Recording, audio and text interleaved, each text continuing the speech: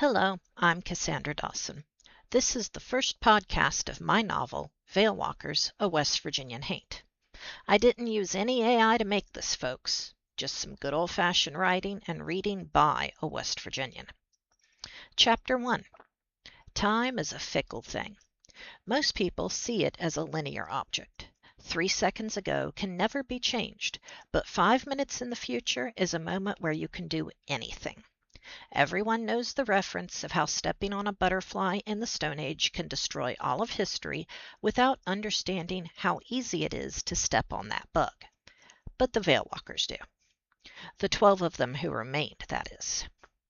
Each a survivor of a demon attack they should have died in, they bring their unique cultural heritages and carefully honed energy work skills together to battle the demons who threaten the timeline. Existing outside of time, and thus free to travel through it, they stand ready to intervene when a demon breaks through the veil that divides the demonic world from the human one. Tonight, concerns of demons and the veil were far away. Namid, a pale First Nations survivor of the Beothuk tribe massacre, lingered not in his native Newfoundland, but in a hidden base inside a small, little-known cavern in Seneca, West Virginia. He rested on a floor cushion, coffee in hand, watching through a one-way wall as a tour group descended the staircase on the other side. The group gathered around their guide, gawking at the formations on the walls, taking pictures, and telling children not to touch so the oils from their hands won't damage the delicate formations. Then the lights went out. Namid smirked, knowing the gasps that people gave. Cave darkness, the guide said. The type of darkness that comes from a complete lack of light, more so than anyone in the world can imagine. Anyone except a Veil Walker, that is. Namid knew that darkness. He was born in it and accustomed to working in it. Back in his time, in his world, with his tribe, there was no electricity, no outsiders, just the darkness and the stars that rotated above as the night passed.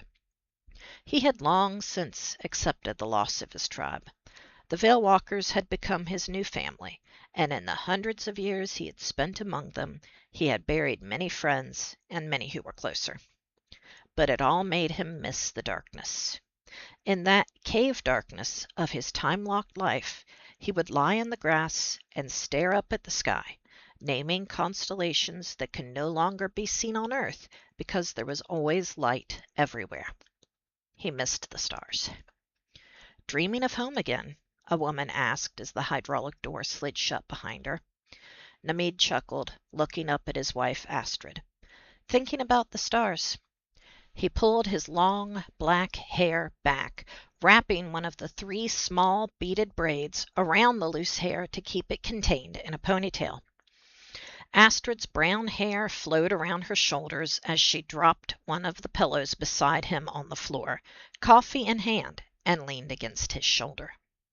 We can always take a trip out to see them, you know. Her honey brown eyes met his emerald ones. I know, but it feels foolish, traveling back just to look up. The Iceland native Norse woman scoffed. I do it just to watch volcanoes erupt. The stars are no different. A series of beeps sounded in their ears. The translation and communication device there chimed every time a demon crossed the veil. Elsewhere in the base, alarms were blaring, but this summoning method was a little easier on the ears. Astrid sighed and set her cup aside. So much for a romantic coffee date. Namid rose with her, taking the last chug of his coffee before setting the cup on the table. They moved together across the hall, down a corridor, and through a door to the portal room. What do we have? Namid asked as his wife followed him in. Demon posing as a local Haint, rural West Virginia, Malin said. She was the oldest physically among them, and the one who had been removed from time the longest. She studied the computer readouts with her dark, almond-shaped eyes. The hollow they've chosen is home to soon-to-be prominent author Mary Cartwright, and the date is within a few days of meeting her husband Arthur, a marshal by trade. Keegan entered through the door on the far side of the room. I assume that would make a messy ricochet effect. Mary Cartwright influences many of the writers in the Appalachians for the decades to come, but only if Arthur is by her side to encourage her to follow her dreams, Malin said. Which affects Pulitzer Prize winners and the creation of several awards that later shaped the course of literary history, Astrid said as she stepped in beside Malin to look over the computer readings. Funny how a simple thing like meeting your future husband at the general store can change so much. Malin frowned at the computer readout. I'm sending all three of you. Namid, you'll need to keep to the shadows. I take it First Peoples aren't exactly welcome. Some local tribes still coexist, but the general population is on its way out, Malin answered. You might pass for local if you play it right, but this demon is going to be problematic in such a rural landscape, and I need someone good at tracking. Keegan scoffed. Are you saying I'm not good at tracking? You couldn't find your way out of a wet paper bag, Namid grinned at him. I'll handle the tracking. Enough, Malin said. Hurry and get dressed. The time rift is still active, but won't be for long. The redhead chuckled and pulled open the slide-out closet on the far side of the room. He found appropriate clothing and got changed, not worrying about modesty. Astrid and Namid joined him, sliding their bags and dagger sheaths onto leather belts. Astrid grumbled about the dress and added a skirt hike to provide the option for fast movement without tangled feet. Once dressed in appropriate clothing for the mid-1700s, they approached the worn space in the room. This was the only place where the cave's natural rock showed through in the Veilwalker's base. It had been worn into divots from the passage of hundreds of thousands of feet over the centuries.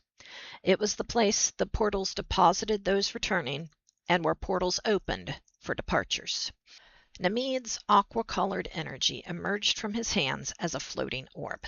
He manipulated it, spread his arms slightly, and the orb became a disc that grew to 7 feet wide. Astrid and Keegan stepped through it, and Namid followed. The portal deposited them on the Veil itself, the place between worlds where spirits reside. This world was gray, the ground shrouded in a purple mist that came almost up to their knees. It swirled around their legs as they moved. With the spirits, structures, and lighting around them, it could almost pass for the human realm. Almost. Most of these spirits were neutral entities. A few stopped to wave as the group passed by. The rules here were simple. Behave, and there's no reason for a Veilwalker to take offense and remove you from existence. Some greeted Namid by name as he passed. He politely called back that he couldn't stay to chat, and everyone knew this. The Veilwalkers were off on an important task. 2 helpful spirits pointed the way to the fissure the demon had gone through. It had started to close, jagged edges folding in on themselves. Astrid reached it first and poured her soft pink energy into it.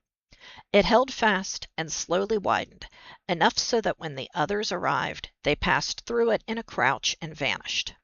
Once they were through, Astrid did the same. The rift snapped shut behind them. Chapter 2. The portal deposited them in the forest on the side of a steep mountain. Astrid slid down the smooth slope when she landed, gravity doing what gravity does. Namid threw an arm out and stopped her slide, although he had obviously slid as well. He stood braced against a tree and pulled her in as momentum carried her. Going somewhere, Logi? The Icelandic word for flame, his nickname for her. Only to your arms, as always, Stjarna. Astrid grinned, replying with the word for star. She gave him a quick kiss, found her footing, and turned to Keegan, who was significantly farther down the hill, with one hand on a young tree. Found anything yet? The bracelet on Keegan's arm showed a computerized projection on the back of his wrist. He flipped through the displays, frowned, and shifted his stance to the opposite hand, using the display like a radar dish. No signs of the demon, Keegan said, but Mary's homestead is just up the hill. Namid eyed the angle of the slope. Just up the hill, you say? Shouldn't be a problem. Astrid smacked him lightly and hiked her skirt, tucking the cloth into the metal rings she had slid onto her belt before they left the base. Namid chuckled. I would say our only way up is down. We should find a road somewhere. The trio craned their necks, searching through the thick vegetation for anything that resembled a road. There, Astrid said, pointing. It's more of a cattle trail, but it means solid ground. Let's go, Keegan said. Namid glanced in Keegan's direction. Careful, that's poison ivy just behind you. Keegan swore. Thanks, he said, and adjusted his stance to go around it. Together, they slid down the mountainside, catching themselves on tree after tree to slow their momentum and adjust their course. Eventually, they reached the small path to find it a narrow cart road instead of the cow path they first thought. They adjusted their clothing when they arrived, kicking dirt off their shoes. Namid pulled his chatelaine from the leather bag on his belt and lifted it to the palm of his hand.